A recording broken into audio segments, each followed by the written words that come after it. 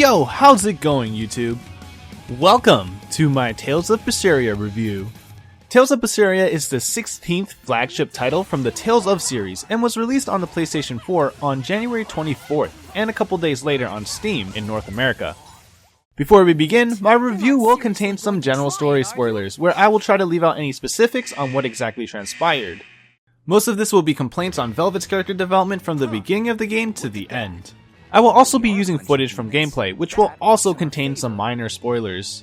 I would like to keep my review spoiler free, however, it's impossible to have a purely spoiler free review since I need to mention what happens in the story in order to explain some of my thoughts about this game. In addition, my experience with the Tales of series has been very limited, but I did enjoy a couple of their games. Tales of Destiny for PlayStation was my first Tales game, and Tales of Symphonia for the GameCube was the most recent Tales game I have played, which is actually quite some time ago. These should serve as warnings for you just so you know what's in store for my review, so leave now or forever hold your peace. So with that public announcement out of the way, let's see if this game delivers.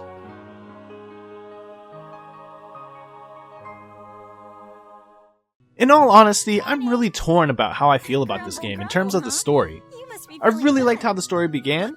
They set up the backstory for Velvet, who is an ordinary girl and, for the most part, happy with her quiet life before it was all taken away from her one dreadful night. Due to this unfortunate event, she now lives with a new purpose, to exact vengeance against the person who did this to her. In standard JRPG games, the player is usually the hero fighting on the side of good, so I was happy to see the cast of Berseria containing mostly anti-hero characters. The story is definitely darker than previous Tales game, and maybe most JRPGs in general, within the restrictions of being a teen-rated game, of course. And I was hoping for this ambience to remain to the end. It didn't. As the game was coming closer and closer to the finale, Velvet's personality began to change, and her vengeful personality was disappearing. As you can tell, my main problem with the story is the way Velvet's character develops and how she reacts to the obstacles that are in front of her. I liked Velvet's character at first. Her feelings of anger, sadness, and powerlessness were understood as the driving force that led her down the dark path of vengeance and not giving a shit. But then, she started giving a shit. During the early part of the game, I can see she really will do whatever it takes to get her revenge. It shows in her actions and in her dialogue with other characters, with her choice of words and tone. She's threatened people, used them as tools, and thought nothing of it. And of course, worst of all, she's killed people and threatened their livelihood. However, as the story gets to the midway point, I can start to see that she's starting to slip. She's becoming more compassionate, starting to develop feelings of regret, and thinking about how her actions will affect other people. She felt remorse during some of the later scenes, which should be dead along with her sympathy. She began sparing lives. There were times where she acted like she was going to kill someone, but ended up sparing them. She claimed she could have just killed them later, but I know Velvet. I know that you're starting to feel guilt. By the very end, her character becomes the opposite of who she was originally before setting out for her revenge. Really, Velvet? Come on. Her ambition for revenge was weak, and I didn't like that. She had everything precious taken away from her, and she was locked in a pit inside a prison for 3 years, while being fed demons. That she killed herself, by the way. Even when they begged for their life, she showed no mercy. All of her empathy should be non-existent.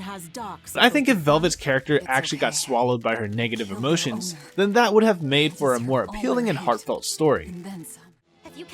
As far as the rest of the cast is concerned, I think they did a really good job developing the other characters. The rest of the cast has their own unique personalities that define who they are, and they really work well together. Aizen is a pirate who lives by his creed and doesn't let anyone tell him what to do. He believes that the most important thing about being alive is to live life his own way. Rokuro is a swordsman from a foreign land, who I think is based off the samurai, since he has a very strong sense of tradition and honor. Eleanor, the only virtuous member of the group, attempts to find a way to help people and often struggles with herself when she is forced to follow what Velvet does. Magilu is the mysterious and suspicious comic relief of the group, who takes things down a notch when things get a little too tense. I think Laphicet is the best character in the cast, and he is the glue that holds the group together. Laphicet is the person who develops the most in the game due to the fact that he's pretty much a blank slate and has to learn about the world.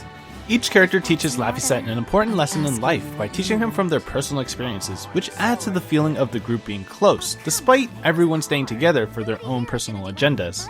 Outside of the great cast of characters, the overarching story becomes less interesting and more cliché as it progresses, but that didn't bother me since this is pretty standard in JRPG games. Gameplay, I'm less confused about. I love it. I really like the new changes they made to the battle system, and it was definitely the most enjoyable part of the game. For one, you can actually freely move your camera around. Oh my god, the freedom! I can actually look where I want and move where I want. On top of that, I can also customize combos. There are tons of skills that the player can choose from, each with their own strengths and weaknesses. I'm able to completely overhaul my moveset when I move to a new area in order to better utilize the skills that these new monsters are weak against. I don't have to do the same moves over and over again. Wait. I still do that. But it's by choice. These changes make the battle feel more fluid, and I'm surprised it took them this long to implement something like this. This alone really stepped up the playability of their games, and brings it more in line with their competition. But wait, it doesn't stop there. The Blast Gauge returns to Berseria and allows for high damage flashy Mystic Arc combo finishers, which can be chained. Replacing the Spirit Chain from Zestiria, we have the Soul Gauge, which works similarly in the sense that it's used to determine your offensive capabilities. The more souls you have, the more damage output you can do. Attacking with no souls causes combo lengths to be longer, allowing enemies to counterattack in between, or, if blocked, causes a pushback. Managing your soul gauge becomes something that you have to worry about when playing on the highest difficulty, and during more difficult single encounters like boss fights or dire foes, which makes the game more challenging and enjoyable. During such encounters, I had to try and quickstep or abuse enemies' weaknesses in order to get a stun to steal a soul. Oftentimes I would actually just get stunned myself because I dodged too late and got left with one soul, which left me in a worse situation. That sucks. But to me, that's also what makes the game more fun. It's enjoyable seeing your skills improve and being able to beat an enemy you were originally having trouble with. There are a few other combat mechanics like guard, switch blasts, and soul breaks, but nothing worth mentioning as I didn't really use them much, or they were just combo extenders.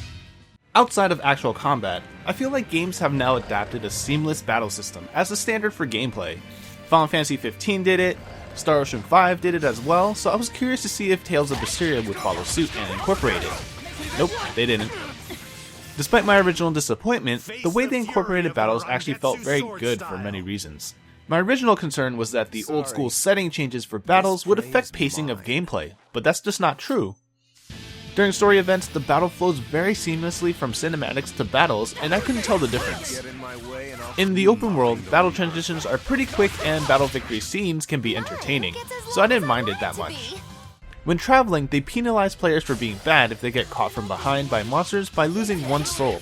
What I enjoyed the most was being able to enter a perilous encounter, which made battles harder and longer by beefing up enemies and having to fight through swarms of them. Doing this increased the chances of getting rare items and also gave more experience, which means less time to grind gear. The other part of gameplay is the dungeons. They are very easy to complete with the exception of a couple of endgame dungeons, which require a tiny bit more effort. Despite their relatively easiness, navigating through the dungeons and completing them will still be enjoyable.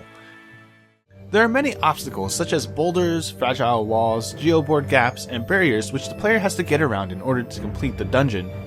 It's typical JRPG stuff, so nothing should really come as a surprise. I especially like the endgame bonus dungeon because it offers more puzzles, including some mechanics that were never seen before in the main game dungeons, with randomly generated rooms. Overall, Tales of Berseria is a fun game that I would recommend to any person who is interested in JRPGs and anyone who is a fan of the Tales series. The graphics are a bit lacking as this game was restricted by the technology of the PlayStation 3, but overall it doesn't negatively affect the player experience. The soundtrack is also very decent, carrying the mood of the game quite well. The opening animation and the song sung by Flo really got me pumped to start playing. The main cast is exceptional, except for Velvet, who, in my opinion, could be more sinister, but they still work well together for a great adventure. The latter half of the story is a bit cliche and has been done many times before, but I think it can hold up enough for players to get through, especially with such an interesting and diverse cast of anti-heroes at play. But what really makes this game shine is the gameplay. If you're a fan of Tales, then the new battle system should make you appreciate Tales more than before, and you should also have more fun with it. I know I did. It feels way more fluid due to the extra controls and movement given, and it's also challenging in a fun way. The dungeons are pretty diverse, so you're not always seeing the same dull scenery all the time, and they're fun to play through. If you're still on the fence about this game, I think you should definitely give this game a try by downloading the demo on the PlayStation Store or on Steam. You won't regret it. And those are my thoughts on the game. I hope this review was able to give you some useful information on whether to get this game or not. Do you agree or disagree with my review? Then voice your opinion of the game on the comments below. Be sure to give me a like if you enjoyed this review, and check out my channel to see more review and other gaming videos. If you like my content, consider subscribing to my channel to keep up with new videos. As always, thank you guys for watching, and I'll see you later.